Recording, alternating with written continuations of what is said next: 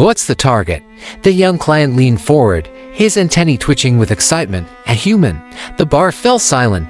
Every conversation, every clacking glass, every buzzing neon sign. Even the old ventilation unit seemed to choke on the air.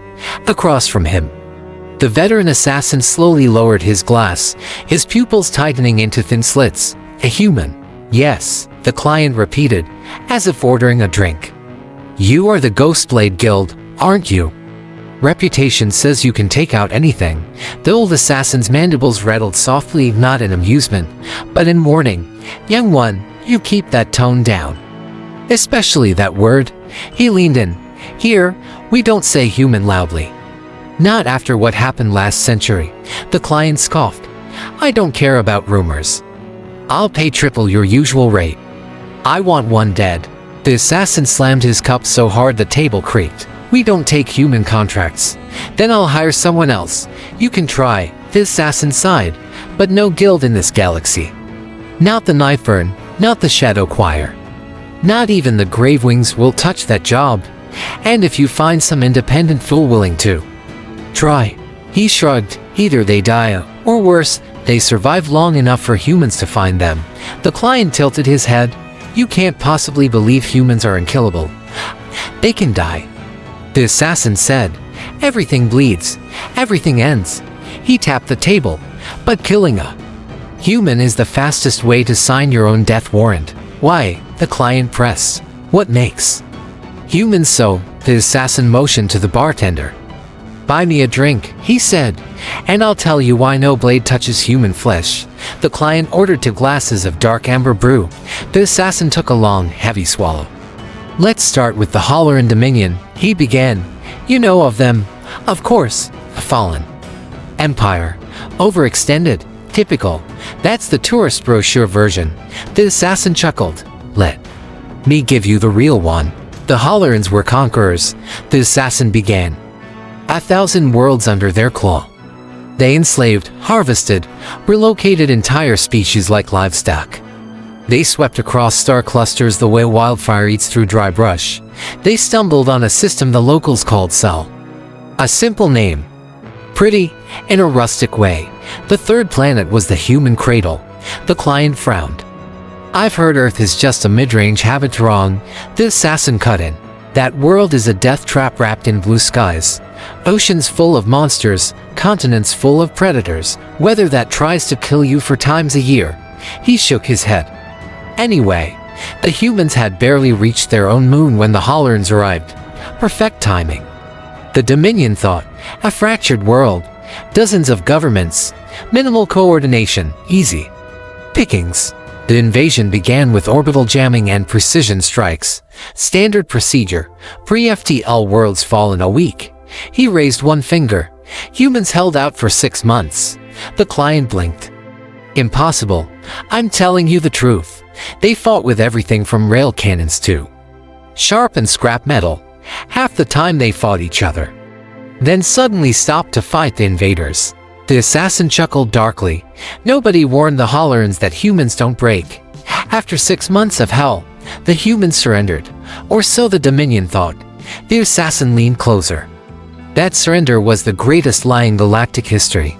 While the Hollerans divided the population into labor camps, the humans were doing something else. What? The client asked. Hiding, the assassin replied. Training, planning, breeding more slaves. The client asked out. The assassin grinned. Double quotes. No, breeding soldiers. For 20 human years. They played along, worked the fields, dug in the mines, kept their heads low. Every other species followed the same script: resist, break, obey. But the humans had rewritten that script. They used the time to burrow underground, literally. Hidden cities, training grounds, black market labs, reverse engineering stolen Dominion tech. And every generation birthed under occupation grew up hearing stories of freedom there. Grandparents swore they'd reclaim. The client blinked. They were waiting. They were hunting. The assassin corrected. Humans are predators. Patient ones. The first rebellion wasn't even seen. The assassin continued. Just a missing patrol here. A sabotaged factory there. A supply depot that somehow exploded. The Hollerans thought it was local incompetence. Then came the larger incidents, a stolen plasma cache, a disabled walker, a communications hub wiped clean by a virus mimicking human. Children's gaming code. The Dominion sent in specialists, enforcers, interrogators. Some idiots even hired us. And believe me, none of us liked stepping foot on Earth. Gravity was brutal. The animals were suicidal. The terrain was alive. The assassin shivered at the memory. And the humans. Shadows. You'd see a figure, then nothing, a whisper, then an explosion. Cities emptied in seconds. Before a strike, entire neighborhoods vanished into forests. The rebels were everywhere and nowhere. The client asked softly, "You lost assassins, didn't you?" "Dozens," the assassin said. "Good ones." One followed a trail into an earth jungle and was never seen again. Another executed civilians at randomly. Bad idea. A mob tore him apart before we could extract him. He sighed. And the Dominion still thought they had things under control. 20 years after the surrender, the trap closed. All across Earth, underground bunkers opened. Factories activated. Launch silos appeared where farmland once stood. Entire cities rose from the ground like giants waking up. Their scientists had reverse-engineered enough Holleran tech to build their own fleet. And they built it fast. By the time the Dominion sent a proper response force, the humans had ships, crude, ugly ships, but effective. And the rebels weren't just humans anymore. They had rallied every enslaved species in the region. The assassins' eyes dimmed, and those species followed humans willingly, happily. Some even worshipped them, because humans didn't conquer, they liberated. What happened next was inevitable. The Hollerans panicked. Pulled fleets from the front lines, were called armies, summoned guilds. We refused. Best decision we ever made. 7 other guilds answered the call and vanished, wiped out by spies hidden in their own ranks. Humans don't just fight with guns, they fight with infiltration, with sabotage, with ideas. The Dominion fleets tried to return home, but never made it. Human-led alliances sprang up like brushfire. Every enslaved world revolted simultaneously. Supply lines collapsed. Armies starved.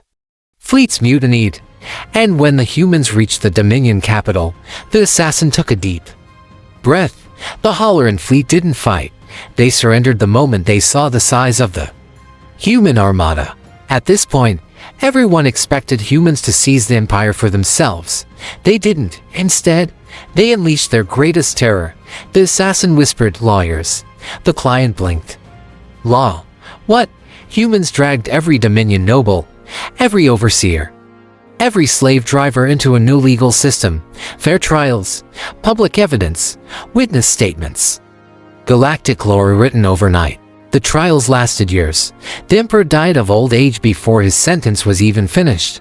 His successor spent decades compensating the galaxy for the crimes of the Dominion.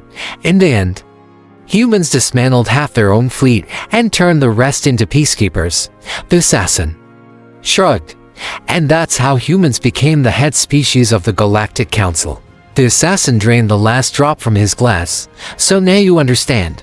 We don't kill humans. Kill one human, their family hunts you. Kill their family, their species hunts you. And if their lawyers get involved," he shuddered, "you'll beg for death." The client sat frozen. I didn't know. That much is painfully obvious," the assassin said. "So tell me, what did this human do to anger you so deeply?" The client hesitated. "They insulted my broodmate." The assassin burst into laughter. "That's all. Then insult them back, or punch them." "Gods know humans love punching, but I thought, we don't kill humans," the assassin said. "We argue with them. We fight them in bars. We complain loudly until they apologize. They apologize. Often," the assassin nodded. "They're monstrous on the battlefield, but strangely reasonable when approached with honesty." He stood. "My drink's empty. Unless you're buying another round." "We're done here." He walked away, leaving the client trembling in his seat. From the doorway, the assassin called back, "Oh, and young one." "Yes," the client squeaked.